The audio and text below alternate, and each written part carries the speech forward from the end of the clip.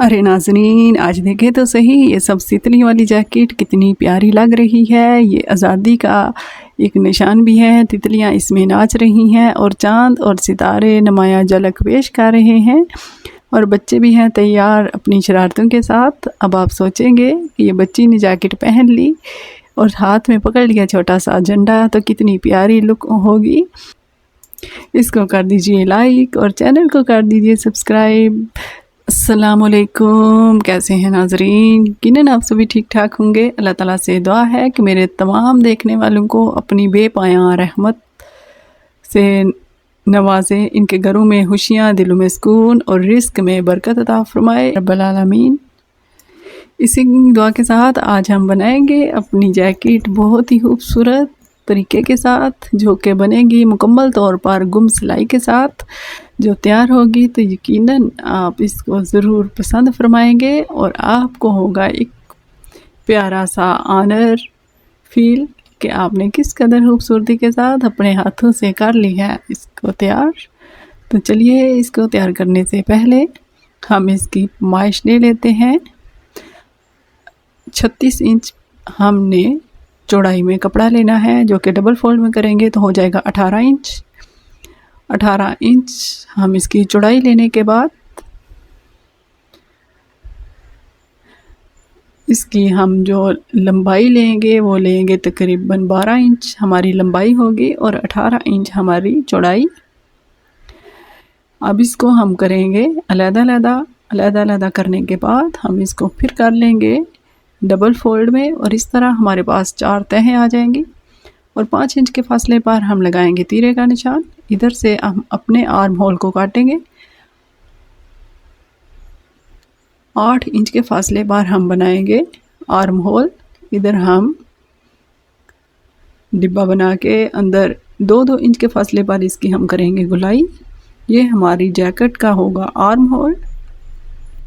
Jacket का हम arm hole बड़ा रखेंगे, चूँकि शर्ट के ऊपर हम पहनने जा रहे हैं इसको, तो इसका आर्म होल शर्ट के आर्म होल से होगा बड़ा, ताकि बच्चे इसको इजीली पहन सकें। ऊपर से हम इसकी कर लेंगे थोड़ी सी कटिंग करने के बाद हम एक हिस्सा अलग कर लेंगे और ये हिस्सा हम फ्रंट वाले हिस्से के लिए यूज़ करेंगे। इसके लिए हम 6 इंच के फासले पर लगाएंगे निशान। इधर हम वी की शेप में इसको काट लेंगे। काटने के बाद हम सेंटर से भी इसकी दोनों पार्ट्स कर लेंगे अलग-अलग। ये हमारा होगा फ्रंट पार्ट और ये वाला जो हिस्सा हमने निकाला था इसको रखेंगे पीछे वाले हिस्से पे और इधर से हम उतनी ही करेंगे गुलाई जितनी हमने आगे वाले हिस्से की। उसके बाद हम जैकेट के ये तीनों हिस्से हो चुके हैं तैयार। इस तरह से हम एक और कपड़ा लेंगे और उस कपड़े की मदद से जितने हम ये जैकेट के हिस्से काट चुके हैं, बिल्कुल उसी तरीके के साथ हम हर हिस्से के बनाएंगे डबल पार्ट, यानी कि हर हिस्से के हम एक जैसे 2 पेयर बनाएंगे, ताकि हम जब सिलाई करें तो हमारी सिलाई गुम तरीके के साथ बने और हमारी जैकेट की लुक हो बहुत ही प्यारी। क्योंकि हम इसको पहनने जा रहे हैं पाकिस्तान डे पे, तो इसकी लुक अच्छी होनी चाहिए ताकि बच्चे में एक अच्छी फीलिंग आए इसको पहनते हुए और देखने में भी इसकी लुक बड़ी अच्छी हो।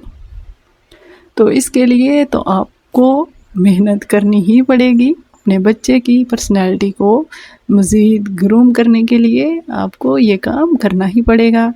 तो चलिए, अब इसको हम फ्रंट वाले हिस्से को भी बिल्कुल उसी तरीके के साथ काट लेंगे और जितने हिस्सों को हमने अलग किया था उतने हिस्सों को हम दोबारा से करेंगे और हर हिस्से पे हम गुम तरीके के साथ करेंगे सिलाई। जब ये जैकेट तैयार होगी तो यकीन करें ये जैकेट बहुत ही अच्छी बनेगी। तो आप ये जैकेट प्रिंटेड सूट के ऊपर प्लेन कलर की ले सकते हैं या प्लेन सूट के ऊपर प्रिंटेड जैकेट लेंगे तो आपकी जैकेट बहुत अच्छी बनेगी। मैंने गर्मी के हिसाब से कपड़ा पतला ही यूज़ किया है और ये कपड़ा मेरे पास कॉटन का है, ताकि हमारी जैकेट की लुक آئے بہت ہی اچھی۔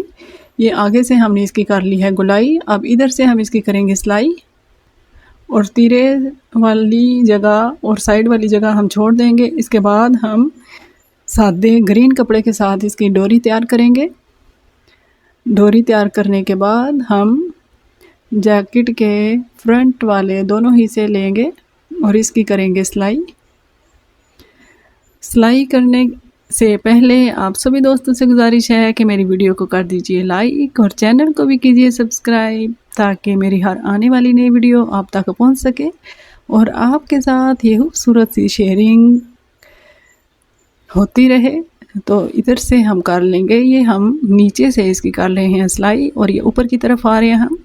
یہ ہے ہماری جیکٹ کا سامنے والا حصہ، جہاں ہم ڈوری لگا کے اس کو سی لیں گے، اور جہاں پہ ہماری نیک کی نوک ختم ہو رہی ہے وہاں پہ ہم ڈوری لگا کے اس کو سی لیں گے، تاکہ ہماری جیکٹ کا گلا ڈوری کے ساتھ بندھا رہے۔ جیکٹ کے ساتھ ڈوری ہی اچھی لگتی ہے، نہ کہ بٹن یا ہکس وغیرہ۔ ڈوری جیکٹ پہ چار چاند لگا دیتی ہے۔ اس کو سلائی کرنے کے بعد ہم نیچے والے حصے کو اوپر کی طرف لے آئیں گے، اور یوں ہماری جیکٹ کا ایک حصہ ہو چکا ہے تیار، اور یہ ہمارا حصہ بالکل بنا ہے گم طریقے کے ساتھ۔ بالکل اسی طریقے کے ساتھ ہم اس کا دوسرا حصہ بھی تیار کریں گے۔ دوسرے حصے پہ میں ڈوری کو اٹیچ کرنا بھول گئی تھی، تو اس لیے میں نے دوبارہ سے اس کو انسٹچ کر کے اس کو تیار کر لیا ہے۔ آپ چاہیں تو اس کے اوپر لگا لیں آئرن، تاکہ اس کی لک مزید اچھی بنی رہے۔ تو جہاں پہ آپ کی وی کی شیپ ختم ہو رہی ہے ادھر آپ ڈوری کو اٹیچ کر لیں اندر کی طرف، اور پھر سے اس کو کر لیں سیدھا۔ سیدھا کرنے سے پہلے آپ اس کی سلائیاں جہاں پہ لگا چکے ہیں ادھر چھوٹے چھوٹے سے کٹس لگا لیں، تاکہ جیکٹ کی شیپ بہت اچھی آئے۔ یہ جیکٹ بننے میں بہت ہی آسان ہے، لیکن آسان ہونے کے ساتھ ساتھ تھوڑی سی محنت طلب بھی ہے۔ جس چیز میں محنت کی ہو وہ اپنی جھلک خوبصورتی کے ساتھ لے کے آتی ہے۔ تو یہ ہماری جیکٹ کے دونوں حصے تقریباً ہو چکے ہیں تیار۔ اب ہم اس کا کریں گے بیک والا حصہ تیار۔ بیک والا حصہ تیار کرنے کے لیے بھی اسی طرح سے ہم آمنے سامنے والے حصوں کو سلائی کر لیں گے، لیکن ہمارے کپڑے کی سیدھی سائیڈ ہوگی دونوں اندر کی طرف، اور الٹی سائیڈ ہوگی ہماری باہر کی طرف۔ اور سب سے پہلے ہم ادھر آرم ہول کو سی لیں گے۔ سینے کے بعد ہم جو گلا پیچھے والا کاٹا تھا اس کے اوپر بھی لگا لیں گے سلائی۔ پیچھے والے حصے پہ ہم صرف آرم ہول اور گلے پہ کریں گے سلائی۔ سلائی کرنے کے بعد ہم ادھر چھوٹے چھوٹے سے لگا لیں گے کٹس، اور اس کو کر لیں گے سیدھا۔ چھوٹے چھوٹے سے کٹس لگانے سے ہماری فٹنگ کی لک اچھی آتی ہے، یا سلائی نکھر جاتی ہے۔ اگر آپ اس کو کر لیں ادھر سے پریس تو کیا ہی بات ہے۔ اس کے بعد یہ ہمارا فرنٹ والا حصہ ہو چکا ہے تیار۔ یہ ہم ادھر سے لگا رہے ہیں گلے کی سلائی۔ گلے کی سلائی لگانے کے بعد ہم جو فرنٹ والا حصہ ہم دو حصوں میں تیار کر چکے ہیں اس کو لیں گے، اور فرنٹ والا حصہ سیدھی سائیڈ سے ہم اندر کی طرف رکھیں گے، ایسے اندر کی طرف رکھیں گے، اور اس کو اوپر کی طرف لے کے جاتے ہوئے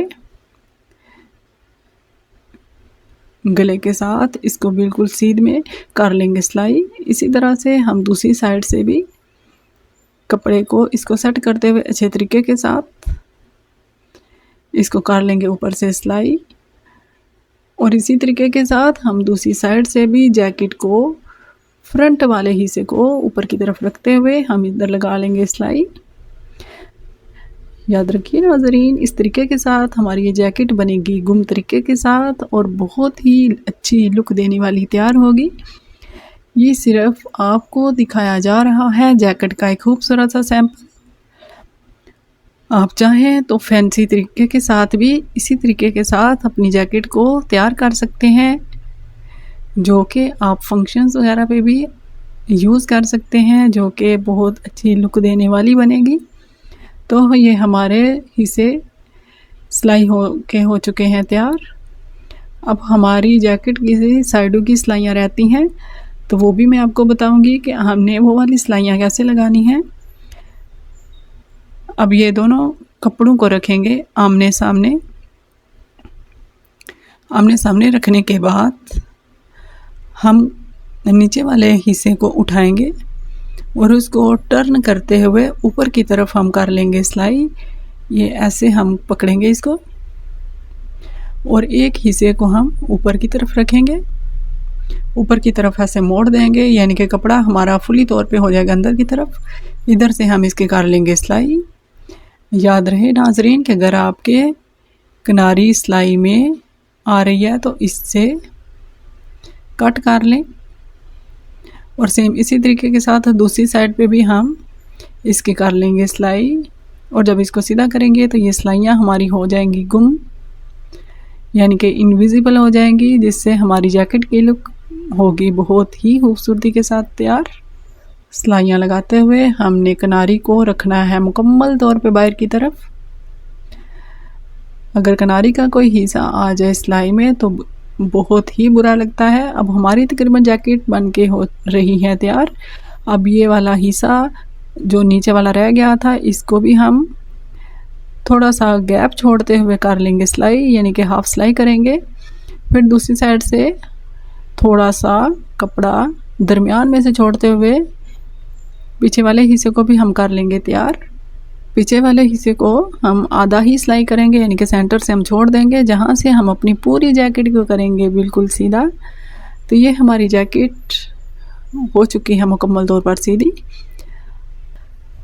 اب جہاں پہ ہم نے بنائی ہے ڈوری ادھر ہم تیار کریں گے ٹسل اپنے وائٹ کپڑے کے ساتھ اور گرین کپڑے کے ساتھ، یقیناً بہت خوبصورتی کے ساتھ یہ تیار ہونے والے ہیں۔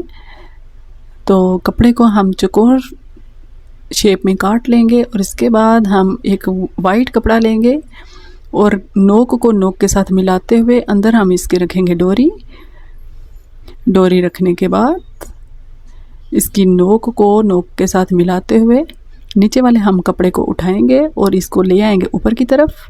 ایسا کرنے کے ساتھ ہمارے ٹسلز ہو جائیں گے اندر کی طرف سلائی، اور نیچے سے کپڑے کا کوئی حصہ باہر کی طرف نہیں نکلے گا۔ آدھا ہم کر لیں گے اس کو گم طریقے کے ساتھ سلائی، اس کے بعد اس کو کریں گے سیدھا، اور اندر والی سائڈ سے ہماری سلائی ہو جائے گی باہر کی طرف۔ ادھر سے ہم کر لیں گے سلائی، اور جب ہم ڈوری کو اوپر کی طرف کریں گے تو یہ ہمارے ٹسلز خوبصورتی کے ساتھ ہو جائیں گے تیار۔